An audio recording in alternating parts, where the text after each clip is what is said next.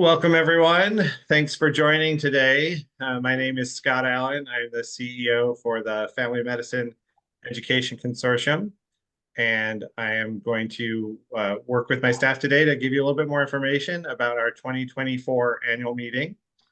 And I'm going to first start by letting those staff people introduce themselves, and then we will jump into our presentation. Hopefully, we'll only go about 30 to 45 minutes. We're hoping to finish the presentation around 1 p.m. and then anyone can stay on for questions after that if you have time. So, Lisa, do you want to introduce yourself? Sure.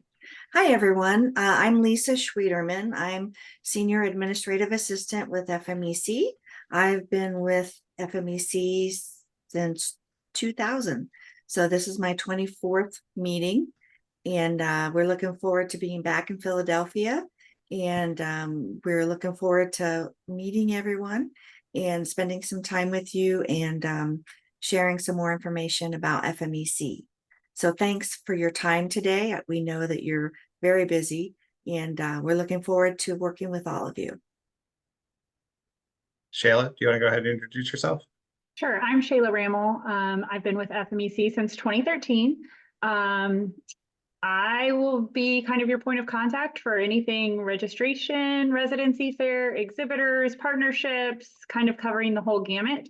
So just reach out to me if you guys need any help in any of those areas. Thank you. I forgot to mention, I've been putting together the program, academic program. So if you have any questions about your presenters or anything like that, I would be your point of contact on that. Jen? Hi, everyone. I'm Jennifer Stamper. I've been with the FMEC since 2008. I primarily work with the Student Scholarship Program. So I'll be helping get all the students registered, helping them with their hotel, and then I assist with a lot of the marketing and social media and webpage stuff. So if you have special edition needs, if you are a partner and you are posting job openings and stuff like that, I am also your contact for that. So let me know if you need anything. Nice to see you. Well, thanks, everyone. And let's just jump into it. We do have a little presentation here. We're going to go through pretty quickly. If you have any comments and questions, we hope you can use the chat. You can unmute yourself if you'd like to, but if we're going through the presentation, it'd be great if you could use the chat, and my team will help answer questions in the chat while I'm talking. And then we will have time at the end for questions. So for those who don't know, I know most of you have been around for a long time and worked with the FMEC at our meetings for many, many years, but sometimes there's new people. Just want to mention who we are. We are the Family Medicine Education Consortium. We started out as the Northeast Regional Meeting of the Society of Teachers of Family Medicine, but we've separately incorporated and continued on as an independent organization. We cover 14 states and DC, and you can see the little map on the screen. And we really think of our goals, I think of our goals at least, as threefold. One is to help the residency programs in terms of the faculty meet and learn from each other and meet all their requirements and do the best job teaching that they can.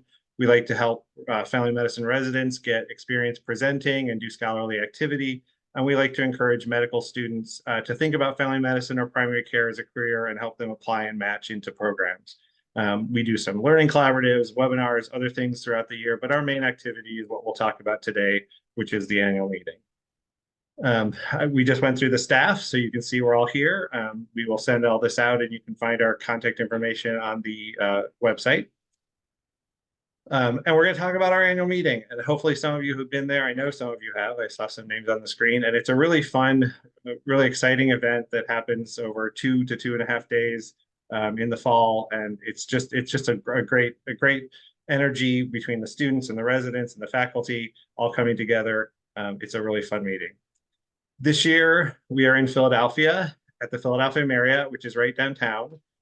It's September 19th through the 21st, and that is Thursday, Friday, Saturday. So for those of you who've been around for a couple of years, you know that we used to be mainly Friday, Saturday, Sunday. We are now doing Thursday, Friday, Saturday, and I'll talk a little bit more about this when I talk about the schedule, with the pre-conference activity happening Thursday, and then the main meeting all day Friday and all day Saturday, and nothing on Sunday. hopefully that's good news for some of you who know that Sunday has been a difficult day for the meeting. What we're going to talk about today, we're going to talk about the registration rates and deadlines, how to prepare to submit registrations if you're doing that on behalf of your residents and faculty, some group registering and invoicing options, how to get discounted rates. If you're a FMEC partner, you will get discounted rates, the schedule for the meeting, some travel tips. We're talking a little bit about speakers because we're about to let people know if their programs were accepted. And then just briefly what we might be doing that coordinators or program administrators could participate at the meeting. So let's start with the residency fair, because I know most of you are people that help get your program registered for that residency fair. And all of this is on our website. The residency fair booth fees are listed there. There's early bird rates, regular rates, and then there is a deadline of August 9th. There's no on-site registrations for the residency fair because it takes a lot of planning for us to set that room up and have everything organized. So if you're planning to participate, make sure you get your registration in by August 9th. You can see that the fees have a differential based on whether you are a partner or not a partner with the FMEC, and I'll talk about that in a minute. When you register for your residency fair booth, that will include a faculty registration in that residency fair registration. So you're paying both for the $680 or the $980 for the booth, and then $525 or $600 for the faculty who staff the booth. It also comes with a free resident registration. And then there's an opportunity to donate to our student scholarship program, which many programs do. We really appreciate that. It just helps us bring more students to the meeting to meet with your residency program. The residency fair schedule, Friday morning and afternoon, they'll be set up. The first offering of the residency fair is Friday evening, 7 p.m. to 9 p.m., which is after the dinner plenary speaker. And the second offering is Saturday evening from 4:45 to 6:45, which effectively concludes the conference. So it's 4 hours of the residency fair over the 2 days. Just some other details.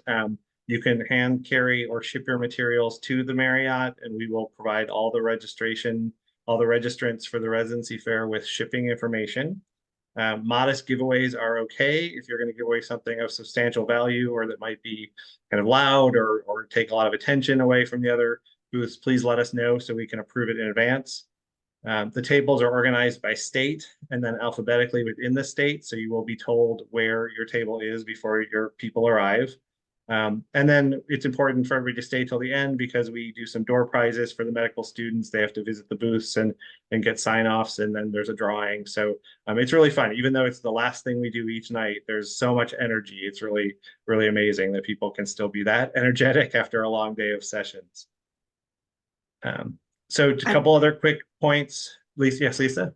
Scott, I want to also mention that all of the programs in the residency fair also can apply for a clinical camp table that is hosted on Saturday during the lunchtime. Last year we had 10 tables, which is the most that we've ever had. They were very popular with the students and the residents. It's hands-on demonstrations from faculty on various different procedures. And so I strongly recommend, if you have a booth in the residency fair, it's first come, first serve. We can, right now, we're hoping to host 10 tables. So take that back to your program director and hopefully you can have a clinical camp table. Yeah, and you'll see information on that on our website, how to sign yourself up. Thanks, Lisa. Some other quick things to know about the exhibits, or the residency fair. This is different from the exhibits, and we've had some residency programs sign up to exhibit, and then we've had to switch that over to a residency fair registration. Exhibits happen during the day. They're mostly commercial recruiters, drug companies, those kinds of exhibits. The residency fair is separate, happens at night. Sometimes residency programs or health systems do exhibit if they want to like recruit, they have open positions. But generally, if you're a residency coordinator, you're going to want to be registering for the residency fair and not the exhibits. When you get to the website to register yourself, if you have an FMEC account, you should use that. If not, you can create one. It does not make you a member or anything. It's just a necessary step for you to do your registration. Make sure you enter the information in your residency fair registration as you want it to appear in print and in the website and on the app, because that's where we pull the information from. And you should be ready with answers to a couple new questions we've added this year for your program. Does your program offer J1 visas? And does your program interview or consider international students? So there's a couple options in there to answer those questions if you'd like to. We just think that's helpful information to provide to the students. You must have your faculty leader, who could be a program director, but it could be also an associate or a faculty member, ready to input on the registration form. And that does, as I mentioned, that registers them for the meeting. They're effectively registered. They do not need to register again. You don't necessarily need to know your resident attendee yet. We'd love it if you put the name in. But if you just put unknown, and then you can update us later, because we know a lot of you are trying to figure out who's going to actually go. You can pay online with a credit card or click to be invoiced, and then you'll get an invoice by email. And last point, if you're new to the residency fair, if your program hasn't done this, or you're a new program and you want tips on what to prepare and how to be ready, let us know. We'll connect you with some programs that have been doing it for many years. So I missed out for just 1 second to see if my staff have any other tips for the residency fair. I Okay. would say try to register by the early bird deadline of June 28th. Save your program some money. At least get your booth and your program director registered, so you have a space. And sooner the better. Yeah, agreed. And we had 93 programs at the residency fair last year. We had 89 the year before. And I think those were both records. So it's getting bigger. And we may have to cap it based on the space we have at the hotel, but right now we're looking good. We're hoping to be over 90 again. All right, speakers and attendees. Registration is open as of yesterday. Hopefully you all received that email from the FMEC. Thank you so much to the team for getting all that ready. It takes a lot of work to get that set up. The rates are on the screen. As you can see again, there's early bird and regular rates, and then on-site rates. And there's also a partner or member rate versus a non-member rate. The one thing we want to make sure people understand is that for on-site meeting registration this year, if doctors or residents or whoever show up and need to register on-site, they must pay on-site. We cannot invoice them after the meeting, as we've done in the past. So that is one thing we're changing. So hopefully if anybody, you don't get their registration in before and they show up on site, they'll be ready to do that on site. I do see a question in the chat. Has any thought been given to one-day registration options? We do talk about that almost every year. At the moment, we are not offering that option. You either need to register for the whole meeting or not. And so we'll continue to revisit that, but right now we're not offering a one-day registration.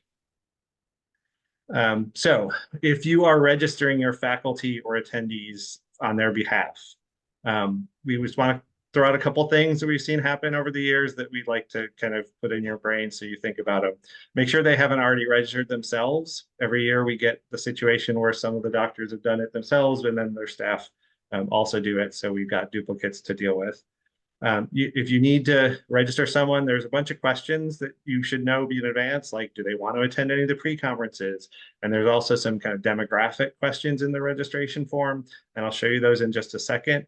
So that it takes a little bit of effort to talk to the person first before you register them. So those are on the screen, actually. The number of meetings they've attended, their status, or that they attended those meetings at, did they attend as a student or a resident or faculty, what their race, ethnicity is, their biggest professional challenge, and their dietary preferences. Those are all things you'll need to fill out when you register someone. And I'm going to stop sharing this for just 1 second to show you all. There is a form we can send to you. 1 second. That might help you internally get the information ready to register your doctors.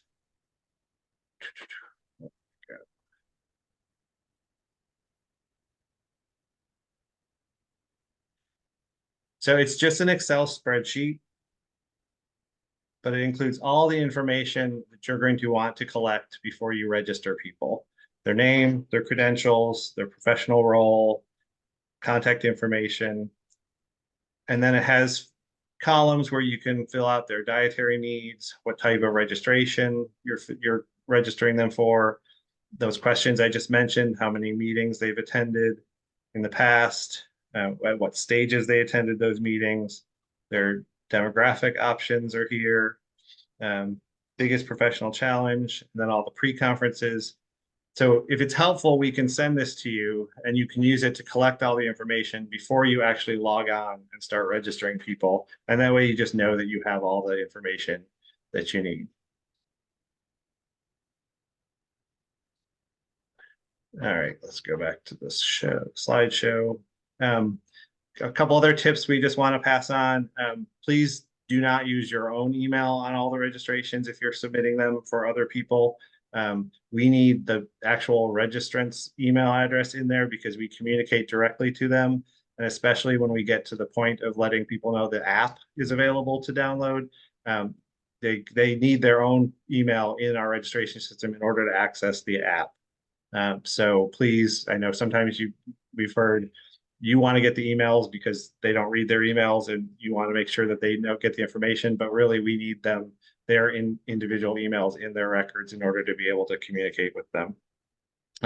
If you want to register that large group, a large group will send you that spreadsheet. It makes it easier for you. And there are opportunities if we need to for us to do it and then have an invoice generated to, you can get an invoice from us for all of your group as opposed to just one by one. And if somebody has already registered, but then they want to add the pre-conferences, and that happens quite often, they can go on and just start the process, but instead of registering for the meeting, choose only need to register for a pre-conference, and then they can just get to those pre-conferences. Shayla. I just want to add that you're able to register up to 35 people, I think, in our meeting registration form, and no one has ever gone past that before. So as someone registering a bunch of faculty and or residents, you can register multiple people and it will show all up on one invoice to up to 35 registrations.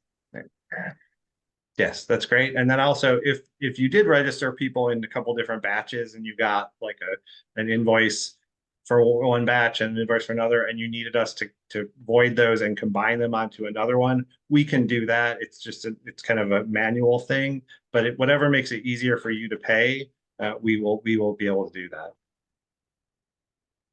that. I see a question about a group invoice option, and I think I just addressed that. If you register them and then work with us, we'll send you the invoice with the information you need. Is there a minimum number for the spreadsheet? No, you can fill that out for as many people as you want. It's really just a tool for you to organize the information. All right, let's move on and talk a little bit about exhibits. And this is not the residency fair. This is exhibiting, and which a lot of you will not need to know, but we just wanted to make sure you had the information. So why would a residency program exhibit, or the larger health system or hospital it's part of? Mainly for recruiting and hiring. We do have quite a few that do that and like to advertise open positions through the FMEC. The fee is $2,500 for an exhibit table, and that includes 2 registrations within that $2,500. And if you're an FMEC partner at the gold level or above, that's a $5,000 annual contribution to the FMEC. You will receive a free exhibit booth if you want it. The schedule for the exhibits is all day. It's most of the day on, it's afternoon on Friday and most of the day on Saturday. It does not conflict with the residency fair, which is in the evenings. So unlike if you've been to the AFP National Conference, it's kind of all the same. Here, you can have a table and then also have a residency fair booth, and they don't compete. And there's the schedule this year. Partner organizations. We talked a little bit about the discounts for partners and members. Many of your organizations are partners with the FMEC, which is wonderful. We really appreciate that. It helps us do our activities and run the meeting, but it also gives you and your faculty and staff a lot of benefits. So joining as a partner can get you a discount on your residency fair booth. I think it's $300 if you're a partner. Off the 980 goes to 680. It also gets you a discount if you want to do a showcase with us, and I'll tell you what those are in just a minute. If you're a partner above the lowest level is bronze, and that just gets your organization a partnership. The next level is silver at $2,500, and once you hit silver or higher, we give complimentary memberships to some of your residents and faculty. So if you're a silver partner, you receive free memberships for your residents and up to 10 faculty. If you are gold, it's all your residents and any of the faculty you want. So those individual members get put into our database as doctors and others get put into our database as members. So when they register themselves, they will get the discount. So it adds up. We really appreciate the support, and it actually gives you some benefits. And if you're silver and above, as Jennifer mentioned earlier, you also have access to our special edition newsletter, which is something we do 5 to 6 times a year, where we circulate open positions at the different health systems. And a lot of the institutions really appreciate having that opportunity. So if you're not sure you're a partner, go look on our website. We list all the partner organizations. If you think you might want to join and you're not already a partner, then just let me know and we'll talk about it. All right, the schedule. Again, for those who've been around for a while, you might know that we have changed this. We don't have anything on Sunday. So Wednesday is really just arrivals and some business meetings. Thursday, we have pre-conferences, and there's a detailed schedule of pre-conferences. I encourage you to go to the website and look at that. In the morning on Thursday, there's the Implicit Network meeting, if your organization is part of that, and there's a POCUS, a point of care ultrasound workshop. And then most of the other pre-conferences are in the afternoon. We have POCUS, we have a dermatology workshop, we have the also instructor course, we have the Healthcare Innovators Network, we have a pre-conference about facts, and then I think I'm missing one. Nexplanon. Nexplanon. We have a Nexplanon training. So lots of opportunities. We're hoping a lot of your doctors come in for those because they add a lot of value to the weekend. Friday, this is one major change. Instead of starting with the full conference around 1 p.m., we're starting at 9. So we hope people can get in, get registered, and be starting to go to sessions at 9 a.m. And then it's a full day up through the residency fair in the evening, and Saturday, same thing, full day. That Saturday is pretty much the same way it's always been. Those clinical camp tables that Lisa mentioned earlier are at the lunch hour, and then we will end at 6:45 p.m. We know some of your people will need to stay overnight on Saturday and leave on Sunday, but some might be actually able to get home from Philadelphia on Saturday night, which is one of the reasons we changed the schedule. And this is all on our website. There's a link to a PDF that shows you this. This is sort of a schedule at a glance look. This may not be as relevant to all of you, but I just want to make sure you know that you can help your doctors figure out. There's educational programming in all different types. There's workshops and seminars. There's shorter programs on their research or lecture discussions or papers. There's clinical success stories and power stories. There's breakfast discussion tables, and they're all organized into tracks. So we'll put out the schedule for the educational programs later this summer, and then it will be in the printed program and in the app for the people who attend. Lisa is working really hard right now on the program submissions. We had our volunteer leaders review them over the last few months and have some leaders of that group go through and kind of create the full agenda. So we will be sending acceptance and rejection emails starting next week. So if your doctors submitted proposals, let them know they'll be hearing from us next week and into the following week. It kind of takes a little while to get through. We had over 400 presentation submissions this year. Sometimes it'll be you're approved, great. Sometimes it'll be we'd like you to work with this other session on a similar topic. Sometimes it'll be we'd like you to change the title, or we've decided your program we can't fit it as a seminar, but we'd like you to do a lecture discussion. So all types of information will be communicated next week, and the emails will go to the people who are listed as the first author. Something we want everybody to know is that all speakers must register. Every year there's a couple of people say, I'm only coming in to do my session and leave. They still have to register for the meeting. So if you have speakers at your institution, make sure they do that. And we'll have the specific schedule with the times and days of each session out in June, hopefully June, sometime over the summer. We usually get that out and we send it right to the speakers. Right. And just quick clarification. A seminar or a submission could have up to 5 presenters on the submission. 5 people contributed to that session. That doesn't mean if someone is not attending that they still have to pay a registration. You only pay a registration fee if you attend the meeting. So there's been some confusion about, well, can I include someone on the submission, even if they're not coming? And the answer is yes, because they want to get academic credit for contributing to that piece. But yes, if you are part of a presentation, you need to pay the full registration fee, even if you're just coming for that session. We hope that you'll come for the entire meeting. That's the whole idea of the meeting, is not just to come and give your presentation and leave. We would like for you to come and meet your colleagues, meet new residents, meet new people, and build your network and build your community in the family medicine field. And so it's not just about do your thing and leave.